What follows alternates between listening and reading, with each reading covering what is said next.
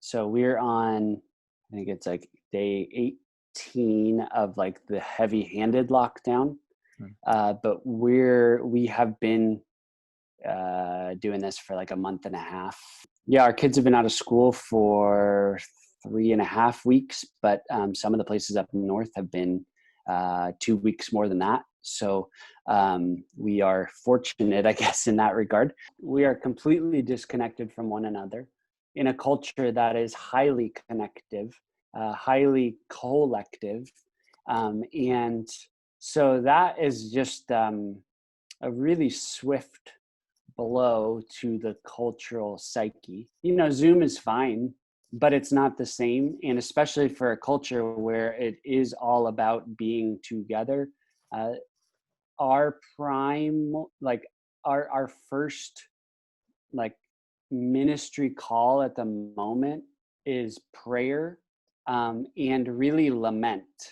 We have seen so many deaths in the country, and the cases continue to rise. And I mean, right now it's like a 10% death rate, uh,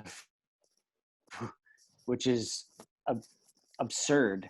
10% death rate. We have found that like prayer has been the one thing that God continues to ask us to do, Mm. um, and continue to invite others into. And so we've been kind of able to kind of create prayer, like connection, prayer points with others here in our home. We are, because our kids are home, like every morning we spend time together praying. And so that has been the biggest shift. We just can't really do like life on life ministry.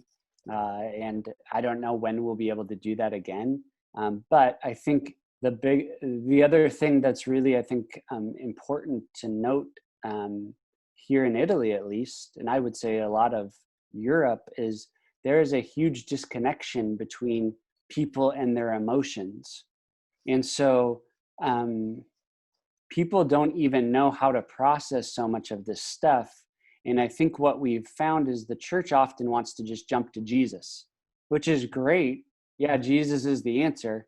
But if you don't actually help people process what's happening and being able to name and communicate the emotions that they're going through, and then invite them to connect that to Jesus, then you've short circuited the whole process. And so that has been a place for us of going like, how can we be examples of helping like people process what they're feeling and be able to even name what they're feeling and give people permission to feel these things.